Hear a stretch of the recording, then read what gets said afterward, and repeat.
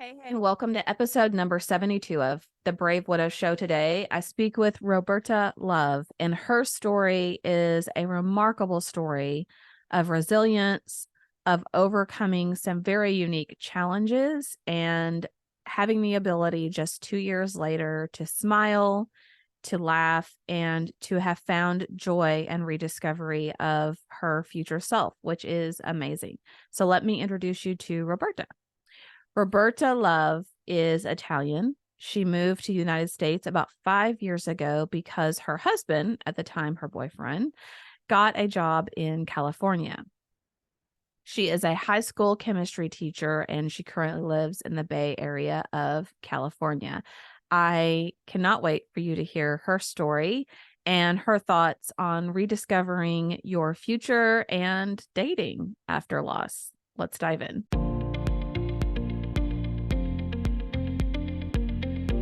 Welcome to the Brave Widow podcast. I'm your host, Emily Jones. We help young widows heal their heart, find hope, and dream again for the future. Hey, welcome back to another episode of the Brave Widow Show. Today, I have a special guest, Roberta Love, and I'm so excited for you to hear from her today. And we've got some interesting, good topics that we're going to talk through. So, Roberta, thank you so much for volunteering your time and for coming on the show today. So much, Emily, for having me. I'm so excited about this and excited to share my story. Awesome. Well, I know our audience would love to know a little bit about you. So if you don't mind, if you'll share just a little bit of your background and your story, then we can just dive right in. Thank you. So my name is Roberta. I'm Italian.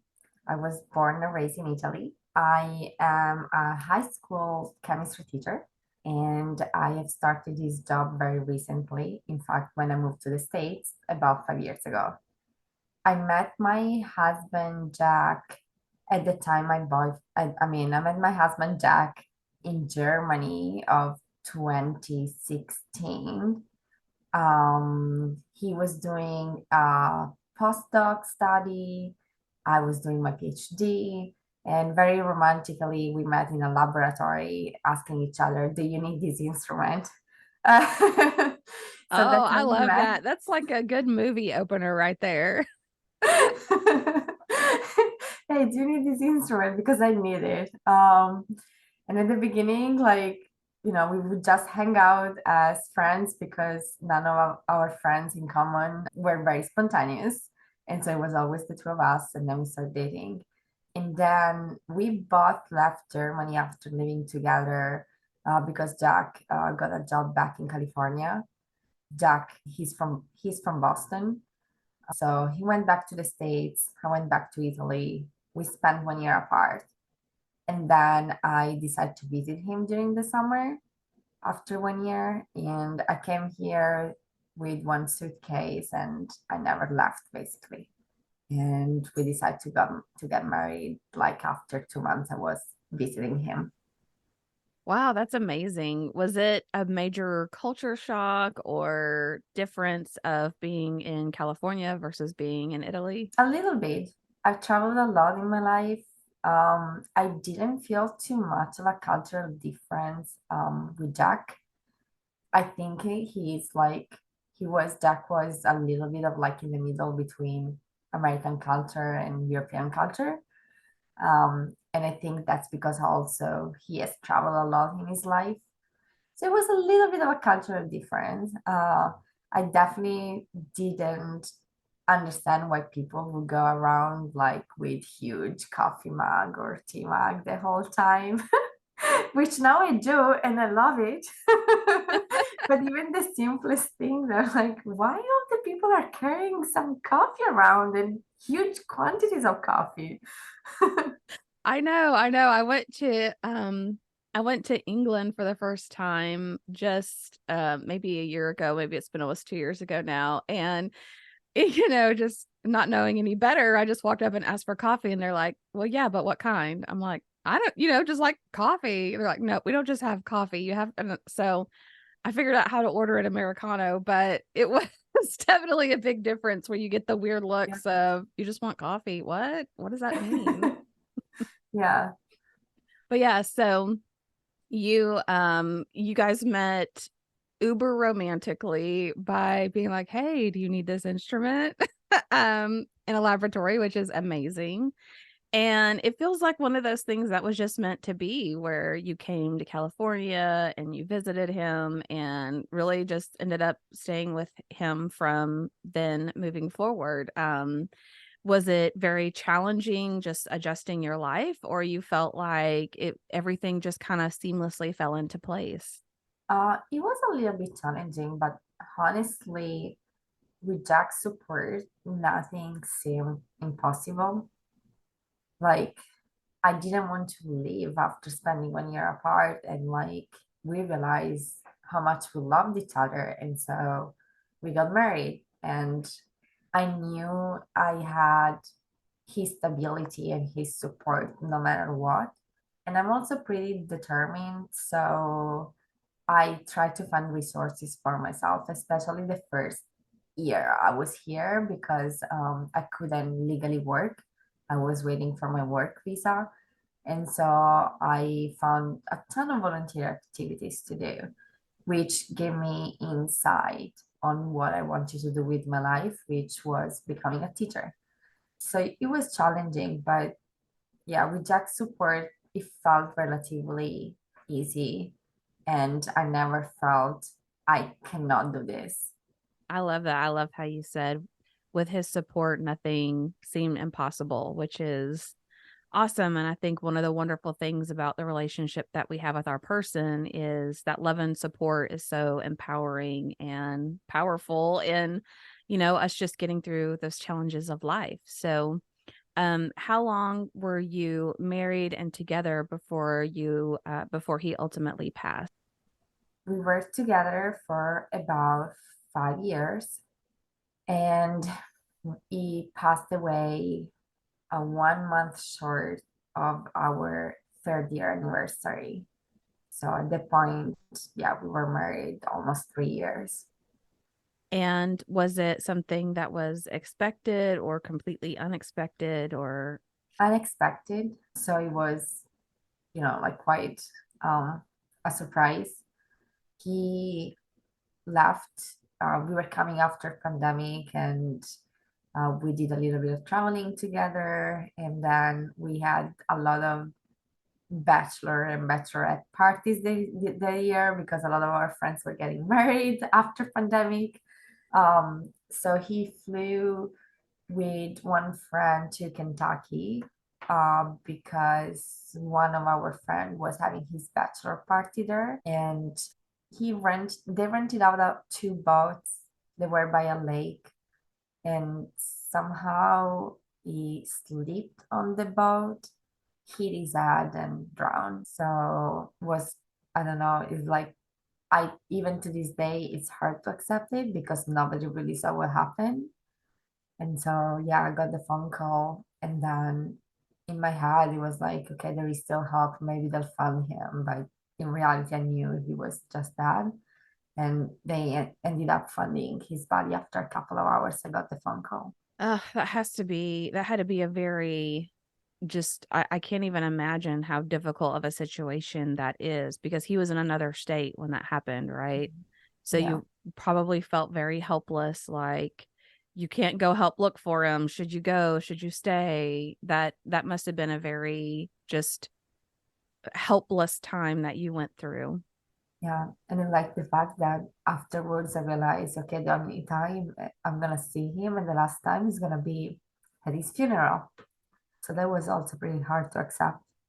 So being, in California and not having a lot of your family that's here, did you have a lot of good familial support from his side or some friends that surrounded you during that time? I I had a good support system, luckily. Obviously, my sister, although she was in Italy, where she lives, she would call me every day. Jack's parents and in general siblings, his family was very supportive. They're awesome, and I still spend vacation with them. I go visit them every summer. Then I had a ton of friends here. Luckily, they were a very good support system. So, Oh, that's great. I'm glad that you had that. I know not a lot of people necessarily get to have mhm, people that understand or show up or be consistent for them. So I think that's um incredible that you had that level of support.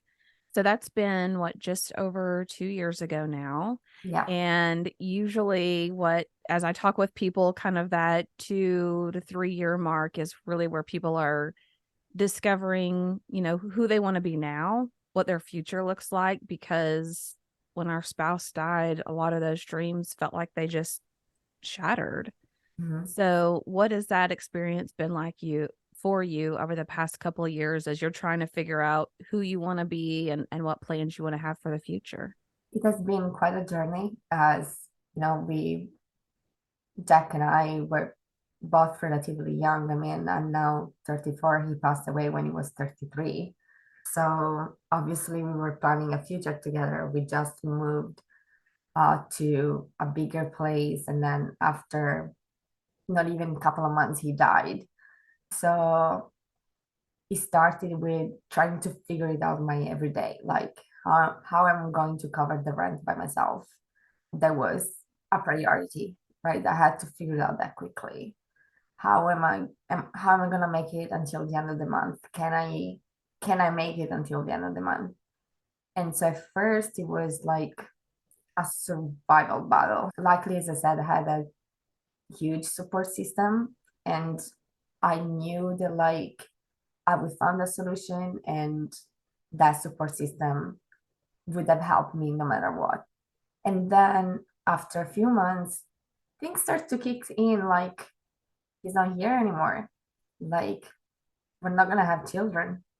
Um, like I'm by myself now, and the realization that he's not coming back. So it has been a couple of years of what do I want my future to look like? And envisioning this future without him, it has been quite hard.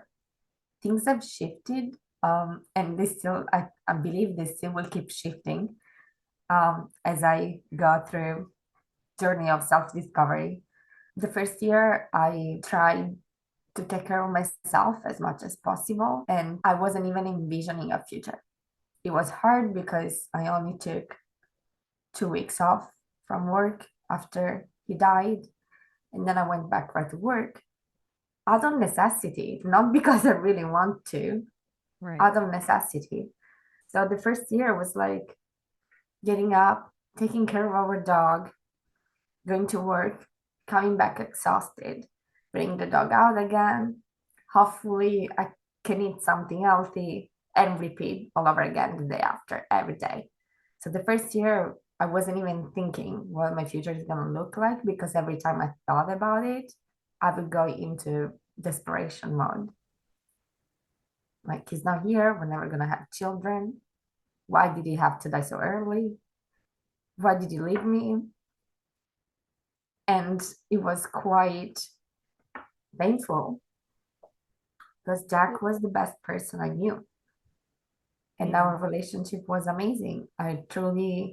We truly experienced unconditional love. So now all of that is gone. And I know that, like, I'm not sure if I will ever get another chance of such great love. So, for the person who's going through that right now and they're asking themselves those same questions and they're just feeling like, we were supposed to have kids, we were supposed to have a family, we were supposed to do all these things that we'll never get the chance to do. What advice would you give them, or words of encouragement, maybe that were the most helpful to you, or something that you focused on that really got you through that really painful time? I'm not sure what's the best advice because it was a struggle, but I think for me, work really helped because I was not going to let my students down. So I knew that my students needed me as much as I needed them. And so that helped me realize that yes, the love of my life was taken away. I couldn't envision a future, but in my everyday life, I felt needed. And that propelled me to move forward one day after another. So I think the best advice that I would give people is to try to, even like if you're exhausted, you have no energy, you don't want to do anything, you just want to sit on the couch and cry for the whole day. I think the best advice I could give people is try to find one activity that is totally new and try to give something back to people or to society, because that kind of like helped me in focusing on something else. And as I said, it propelled me like to move forward as my students needed me every day. And I was not going to let them down by saying, peace out, I'm out of here. Yes.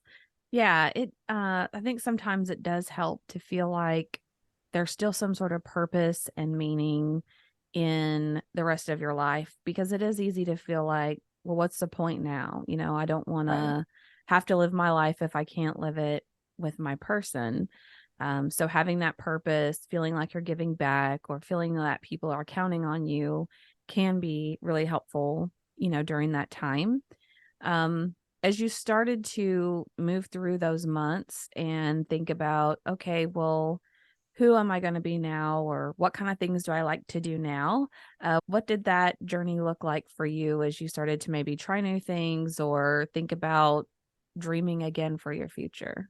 Well, now I had a lot more time because Jack was not around, so our activities together were not there anymore. And so part of the self-discovery journey is like, okay, what is one thing that I always wanted to try, but I never had time for? So then I tried to find a dance class.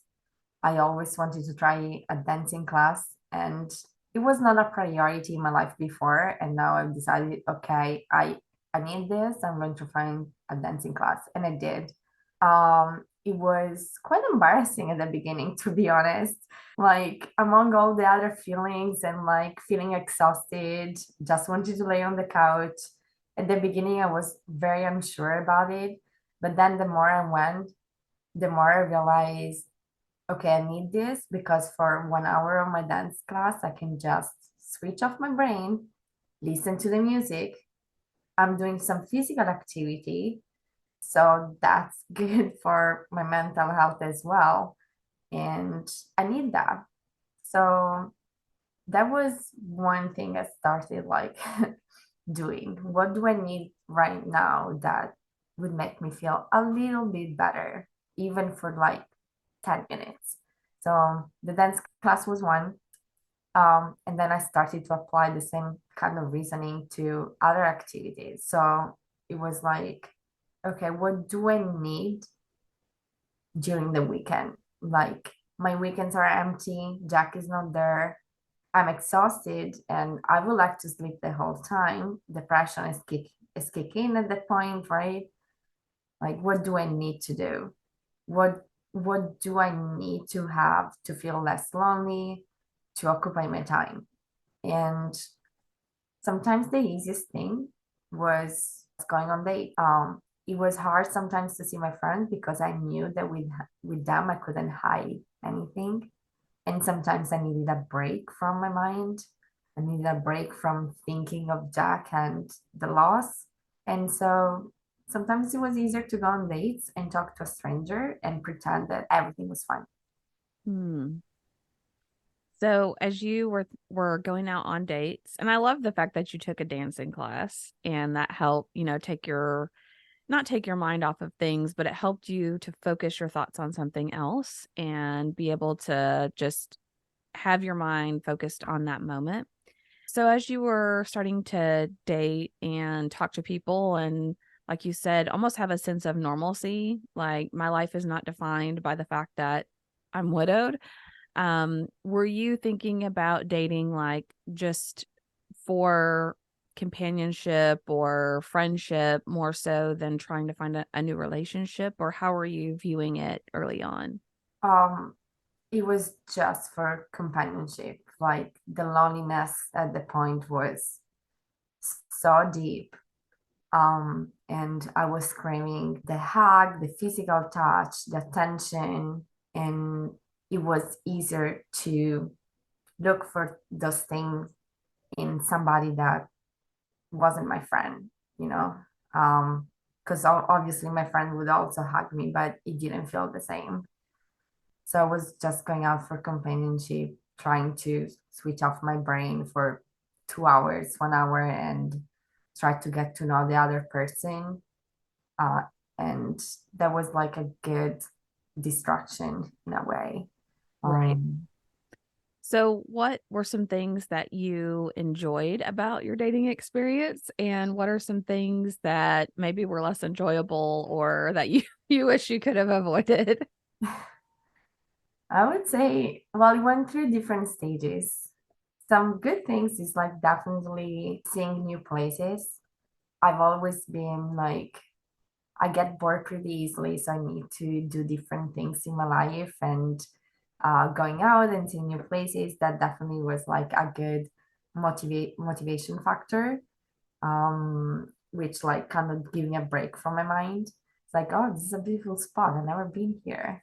Um, and it definitely like helped me in getting to know people that I otherwise I would have never maybe met in my life.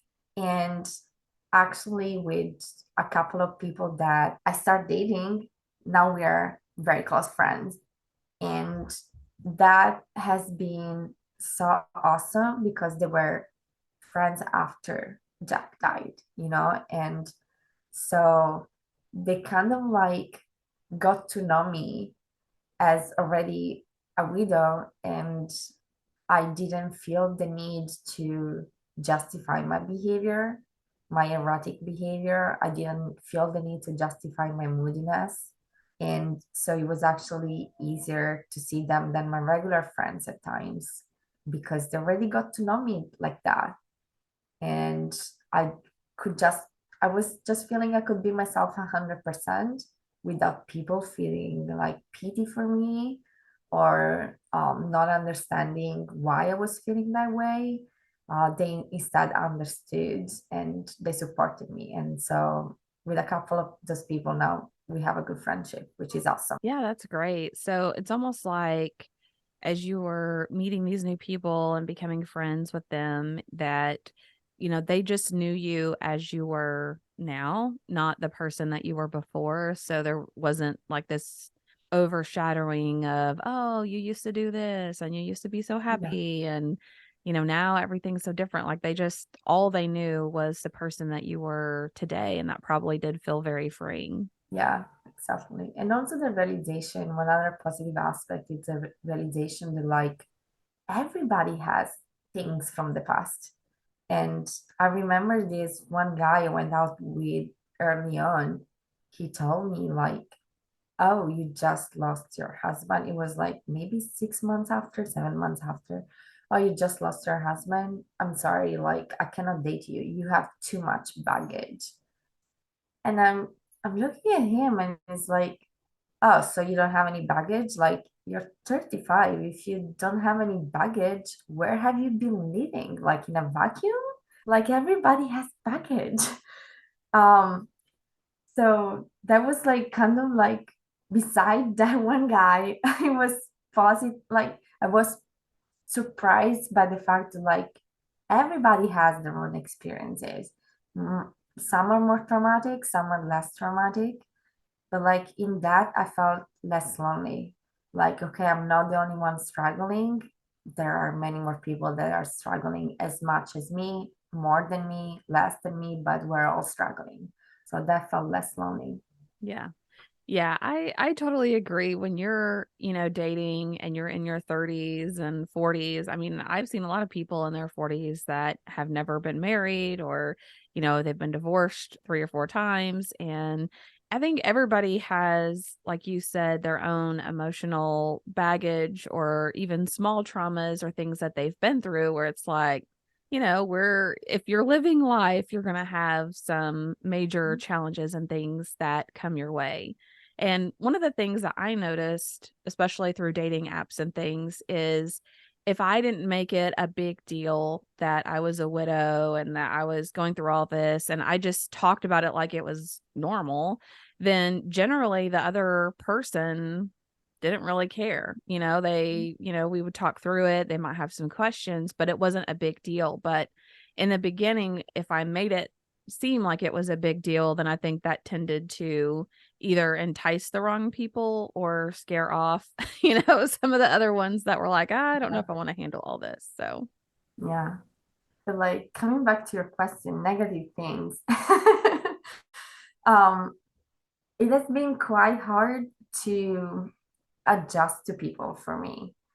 As I said, Jack was an awesome guy, truly patient, kind. So I realized like that's not the normality.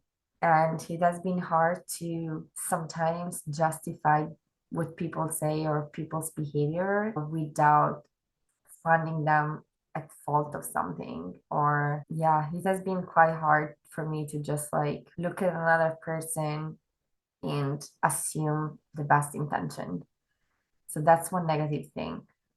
So I feel like that has taken a lot of my energy that I don't really want to waste in a way because of what happened to us, right? Like you don't want like to be out there and like waste your time with somebody that's like playing games with you. First of all, I'm too old for this. Anyhow, it's like I'm not 15 anymore, so stop playing games or stop ghosting me. Like, why couldn't you just tell me, like, hey, I don't want to go out with you anymore? So it has been quite hard for me to just like overcome the situation and not think about how awesome Jack was. And on the other side, sometimes I'm too hard on myself, like, oh, if this person ghosted me, I've done something wrong. So it has been hard on like I've been hard on myself too, like thinking, okay, something must be wrong with me. So those are definitely two negative aspects I found out about dating. yeah. Yeah, that can definitely online dating, first of all, online dating and those dating apps can be very hard on your ego if you if you get excited or have an expectation of an outcome.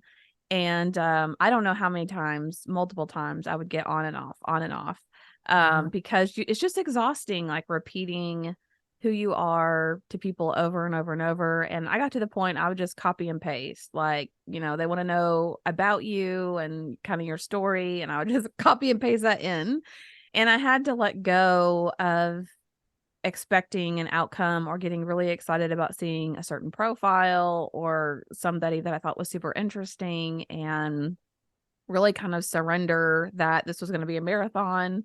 It might take a really long time, but unless it was somebody that just really added a lot of value and just like sweetness to my life, I didn't want to be in a relationship where it was friction or confusing, or like you said, people were playing games, and that I wasn't going to waste time dealing with that. So I think it can be hard when you're first dating to figure out, the person that you were with, their flaws and their strengths, and that not every person's going to be perfect, but how do you decide what flaws that you want to put up with and that you're willing to have friction with versus things that you're like, absolutely not. I am not going to date somebody that has a temper or that, can't manage their own money or Mhm. whatever it is that you're running up against. So I always find that very interesting and challenging going through the dating process.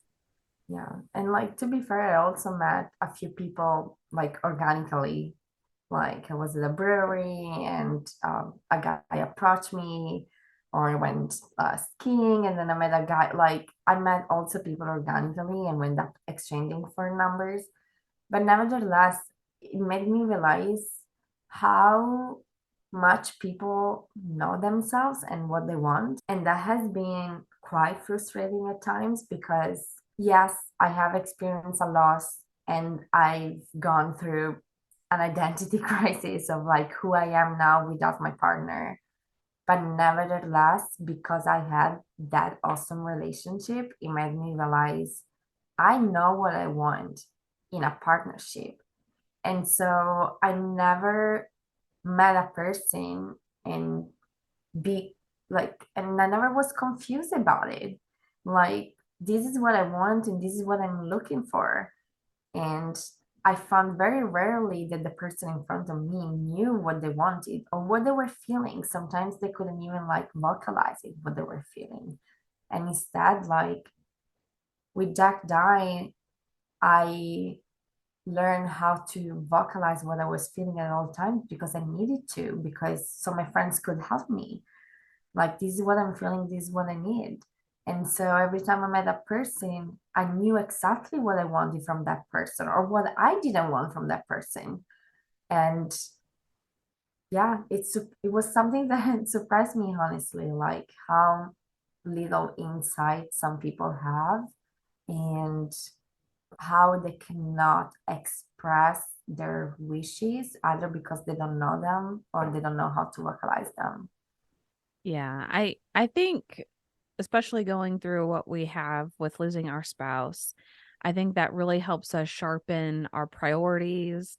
It makes us look at relationships and life in general in a whole different lens Yeah. and perspective. And to your point, it's easier to say, well, this is what I want because for me, I cared less about what people thought about me or if somebody liked what I had to say or didn't like what I had to say. I'm like, it doesn't matter to me. I am who I am, and either that other person's going to like it or they're not. I'm not here to try to pretend to be somebody or something that I'm not. There's good and bad about being in a relationship with me. Here's what those things are, and here's, what I'm looking for. I think it gives us maybe more boldness to say what it is that we want. And no time for like playing around. Like, I mean, our spouses died. Like, there is no time for anything. Like, especially I felt Jack dying at a young age, it made me realize how, like, there is no time for complaining. There is no time for keeping a bad feeling for days because you might be gone one day. And so every time I met a person, I was like, okay, this is who I am, this is what I want. Like, oh, you don't know what I want? I'm sorry, next. you know? Yes. So, let's say that somebody is thinking about dating again, and maybe they're looking for a relationship. Maybe they're just wanting someone to do things with. Do you have any suggestions for them or any advice that you would give as they're thinking about whether or not they should give dating a try? um, I think that everyone should give dating a try. Although I question, like, am I ready? Do I want to do this? And not all the experiences were positive. I think I gave myself the possibility to be open again. And some of the dates I've been on were quite refreshing too, because I met new people and I learned new things about people.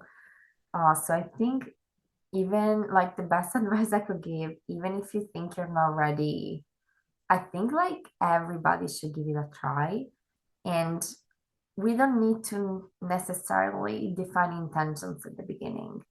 Like, I think it's okay to go on a date not knowing what you want to get out of it. It's absolutely okay. And I think just being open to the whole experience might open new possibilities, which we would never thought of otherwise. So I always like this friend of mine suggested me this, and I kind of like it. It's like, if you don't know that you're ready to go on dates, to meet new people, if you don't have the mental capacity because you're emotionally struggling, that's okay. But like, you don't have to go on a 3 hours date because you're having dinner together, right? You can just go for coffee or a cup of tea. And then it's like, if you're having a great time, maybe you can do something else after the cup of coffee. But if you're not having a great time, it's just coffee. Like, after 30 minutes, you can leave. It's fine. And so, with that logic, I kind of forced myself to go out. And even the act itself of like dressing up a little bit nicer than, when I go to work and I deal with students, like, it was, it pushes me to get out of bed and kind of like look less, look like, I wouldn't say ugly, but like it made me feel nicer to just like put on a nice shirt and a little bit of makeup. So overall, I think it's a reminder of like who we are without our spouses. We are still our own human being and we deserve other chances, whether that chance is going for a 1 hour date and realize I'm not ready for this, or like going for a 1 hour date and realize, oh my gosh, I'm having a great time. So I think be open to the possibility that like we deserve other chances, whether like whatever those chances are. Yeah. Yeah, I totally agree. And just the act of getting dressed up and looking a little nicer. Even there for a while, I was taking myself on dates and going out to eat and going to the Yeah. symphony or the bookstore or whatever. And it just felt nice to think of it as time for myself, that I was doing things I was going to enjoy. And, even as you mentioned, thinking about meeting new people and having dates as just opportunities to meet new people. I met several people online that turned into like business relationships or networking contacts more than Yeah. dates or anything else. But even if the person that you're talking to doesn't end up being your person, who knows? They might introduce you to someone else in the future, or they might end up being a really great friend or someone that you can form a relationship with over time. So yeah, uh, I think it's exciting and interesting to have that mindset that you don't have to have any expectations. It doesn't have to be a big, long, drawn out thing. It can just be something casual in a few minutes, but just the act of going through those motions can kind of lift your spirits up, at least for most of us. Yeah, and especially like I think it's you like we learn the hard way that like we don't want any people around that like don't add any values to our lives, right? And so like I think be open to the possibility of just date a little bit. We might end up actually like knowing people that might add values to our lives. And I think that was the most positive aspect for me of dating. Yeah, I love that. Well, Roberta, thank you so much for coming on and sharing your story and talking about finding the new future. I can't wait to see what your future has in store for you, and just appreciate you speaking some words of encouragement to the other widows that are out there. Thank you so much, Emily, for having me. This was awesome. Thank you so much.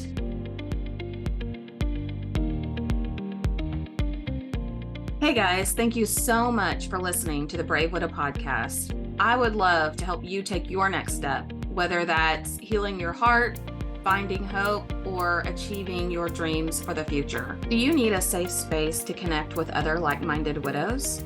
Do you wish you had how-tos for getting through the next steps in your journey, organizing your life, or moving through grief? What about live calls where you get answers to your burning questions? The Brave Widow membership community is just what you need. Inside, you'll find courses to help guide you, a community of other widows to connect with, live coaching and Q&A calls, and small group coaching where you can work on what matters most to you. Learn how to heal your heart, find hope, reclaim joy, and dream again for the future. It is possible. Head on over to bravewidow.com to learn more.